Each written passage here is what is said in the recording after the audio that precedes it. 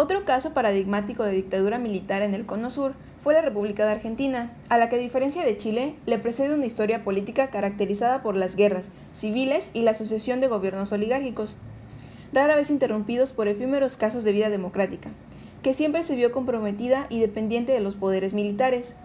El último caudillo populista, Juan Domingo Perón, constituye un punto de referencia a partir del cual se entienden las sucesivas intervenciones militares en el escenario político argentino, con las premisas de restablecer el orden y salvar a la nación.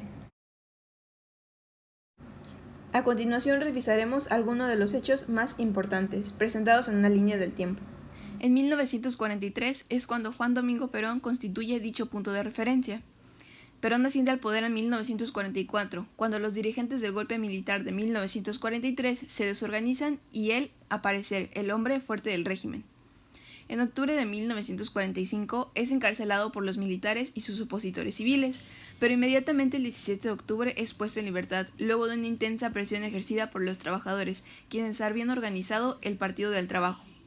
En 1951 Perón obtiene una amplia victoria y los opositores, resultados de su gestión, producto de un populismo corporativista de base amplia, permitieron reelegirse.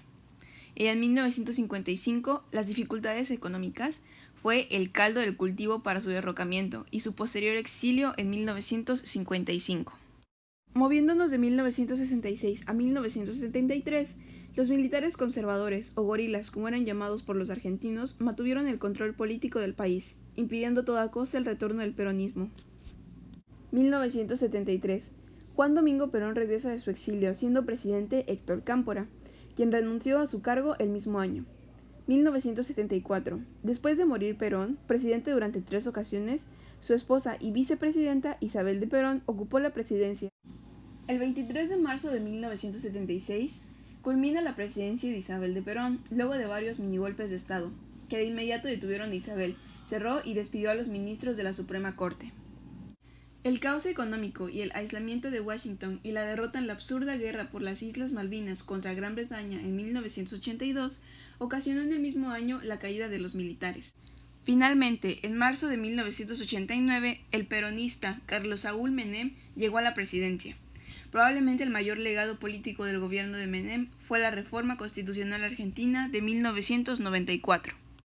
Estas son las causas del Movimiento de Liberación Nacional de Chile. Como podemos observar, se dividen en políticas, económicas, ideológicas y sociales. En cuanto a las políticas, estas son, como primera, la incapacidad del gobierno para cortar las medidas que permitan detener el proceso y el desarrollo del caos. Como segunda, el constante incremento de los grupos armados que llevaron al pueblo de Chile a una guerra civil. Y como tercera, tenemos la división del centro y la derecha que posibilitó la victoria de Salvador Allende. Siguiendo con las causas económicas, estas son: Allende realizó un pedido personal de dinero a la Unión Soviética, el cual le dio una partida original de dinero para las elecciones, la cual fue de 400,000 pesos, y un subsidio personal adicional de 50,000 pesos. Como segundo, tenemos que a raíz de la crisis mundial de 1929 se llevó a cabo la industrialización de Chile en la industria pesada. Siguiendo, tenemos las causas ideológicas, las cuales son la conjugación en contra del comunismo representado por Allende. Como segundo, el peligro de llevar al país a un gobierno socialismo marxista como el soviético o el cubano. En tercer lugar, tenemos la importancia del rol de la derecha, la cual desde el primer momento buscó derribar a Allende. Y como cuarta y última tenemos la democracia cristiana y la Iglesia para promover el golpe de Estado.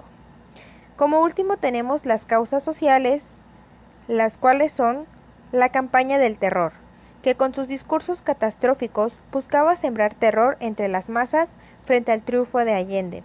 Y como último, el ambiente de violencia generalizada en este periodo. Así es como damos fin a las causas. A continuación se mencionarán las consecuencias de este suceso. Las consecuencias se pueden observar que están divididas en económicas, políticas y sociales. Empecemos con las económicas. Se menciona que son la congelación y disminución real de sueldos y remuneraciones, la liberación de precios de todos los productos de consumo de acuerdo con una economía de libre mercado, la indemnización de las empresas extranjeras afectadas por las nacionalizaciones del gobierno de Unión Popular y por último la reconsideración de la propiedad jurídica de la empresa del área social y la devolución a antiguos propietarios. Seguimos con las consecuencias de carácter político, las cuales son: se nacionalizó los servicios públicos, la banca, varias industrias básicas, las compañías norteamericanas de cobre. Se emprendió un proceso de reforma agraria que afectaba a la oligarquía terrateniente. Hubo una disolución del Parlamento, hubo una disolución de todos los partidos políticos de izquierda y receso de todos los demás. Asimismo, hubo una disolución de todas las organizaciones populares a nivel municipal, provincia y nacional. Y por último, hubo un control de toda la actividad nacional. Pasando con las consecuencias de carácter social, estas son: hubo una realización de despidos colectivos, se anuló el derecho a la huelga, hubo una imposición de disciplina militar en el trabajo, murieron aproximadamente 5,000 personas, hubo desempleo, aumentó la pobreza y además hubo un desmantelamiento del sector estatal por medio de las privatizaciones que incluyeron el sistema de seguridad social. Así es como damos fin a las consecuencias. Movimiento de Liberación Nacional en Chile. Se lleva a cabo el 11 de septiembre de 1973 por parte del general Augusto Pinochet en contra del gobierno de Salvador Allende, mismo que llegó al poder en 1970. Cabe señalar que Chile había gozado de casi 50 años de vivir en una democracia que era admirada, debido a que en otras regiones de Latinoamérica existían férreas dictaduras. Ahora hablaremos sobre personajes destacados. Tenemos a Augusto Pinochet Ugarte, general del ejército, comandante y jefe del ejército. Después tenemos a José Toribio Merino Castro, almirante, comandante y en jefe de la Armada. Después tenemos a Gustavo Ley Guzmán, general del aire, comandante y jefe de la Fuerza Aérea de Chile. Y por último César Mendoza Durán, director general de Carabineros de Chile. Ahora de forma cronológica hablaremos sobre los sucesos. En el año 1970 se celebró la elección presidencial de Salvador Allende. Ahora tenemos el constante incremento de los grupos armados paramilitares, organizados y entrenados por los partidos de la Unidad Popular, que llevarán al pueblo de Chile a una inevitable guerra civil. El golpe de Estado fue el 11 de septiembre de 1973. Desde agosto de 1973, la Armada y la Fuerza Aérea preparaban un golpe de Estado contra el gobierno de Allende, lideradas por el vicealmirante José Toribio Merino y el general Gustavo Ley. En el año 1974, Pinochet fue oficialmente el presidente de Chile. En 1977, cuando la economía comenzó a levantarse y se dio inicio a lo que fue el boom o el milagro de Chile, y el 22 de diciembre de 1978, Argentina inició la Operación Soberanía. La Operación Soberanía para ocupar militarmente las islas e invadir territorio continental chileno. En octubre de 1968, el Consejo del Estado recibió un anteproyecto de constitución redactado por la Comisión Ortúzar.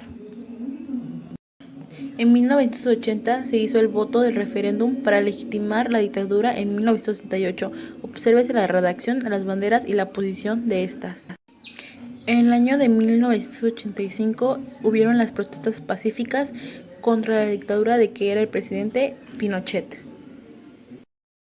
En el año de 1987 hubo un plebiscito que acabó con la dictadura de Pinochet. Podemos ver a los manifestantes celebrando en el centro de Santiago la victoria. En el año de 1990 queda en la presidencia Patricio Aylwin.